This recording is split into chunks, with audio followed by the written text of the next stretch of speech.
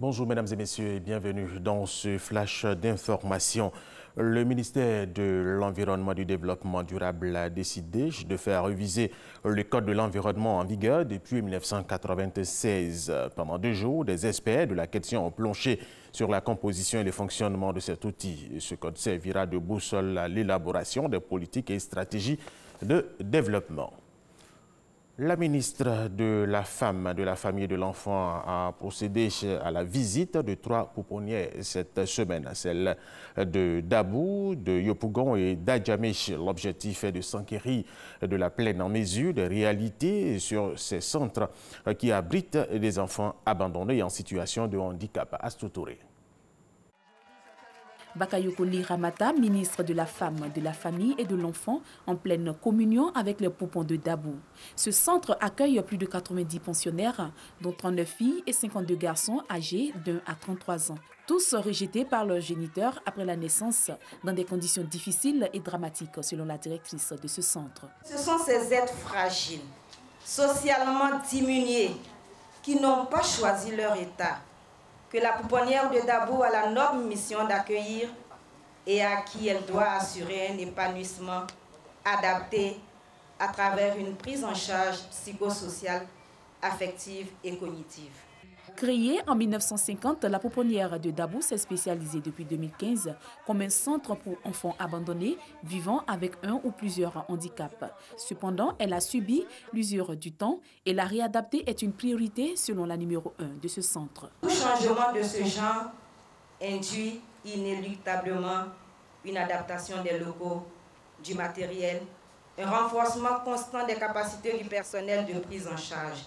Il faut réorienter la prise en charge de ces enfants vers leur autonomisation à travers des activités de formation. De Dabou à Abidjan, les difficultés rencontrées dans les pouponnières sont pratiquement les mêmes. Vétusté des centres, insuffisance des locaux et du personnel d'encadrement, insertion socio-professionnelle des pensionnaires, des maturités.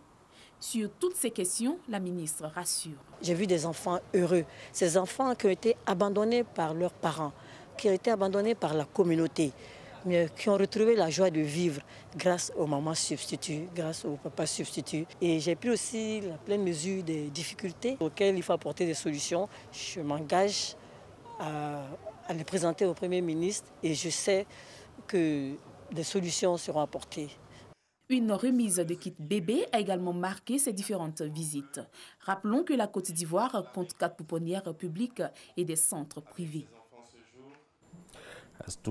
Le bureau d'accompagnement à la reconversion des militaires dans le cadre des départs volontaires à la retraite prévu dans la loi de programmation militaire a procédé à la formation de ses futurs personnels sur le rôle de conseiller en reconversion des militaires. Une formation qui a pour but de les familiariser à la connaissance et à la culture militaire.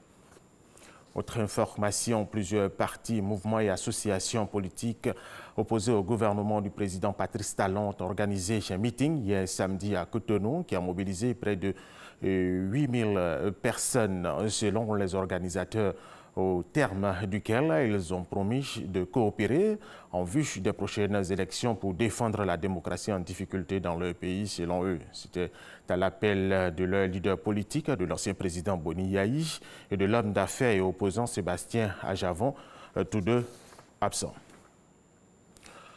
L'opposition nigérienne, elle, a annoncé hier samedi avoir suspendu sa participation faute de consensus avec les représentants du gouvernement à la révision du code électoral qu'elle conteste fortement. Il y a 4 articles sur lesquels l'opposition et le gouvernement n'ont pas trouvé de consensus. Sur les 4 articles n'ayant pas pu faire l'objet d'un accord, il y a l'article 8 qui disqualifie pour une élection toute personne ayant été condamnée à 1 an de prison au moins, et celui relatif à la composition de l'actuelle commission électorale nationale indépendante.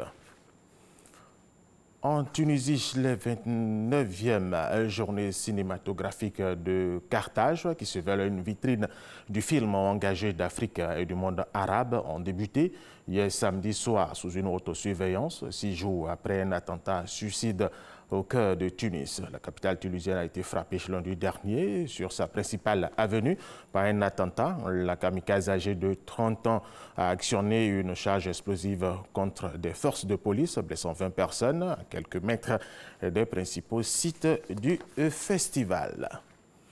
Le magazine de ce dimanche 4 novembre va être consacré au fonds programme électricité pour tous. Notre invité est M. Sissé Sabati, directeur général de l'énergie. Avec lui, nous allons parler de ce fonds et les zones concernées par ce programme. La suite tout à l'heure à 13h.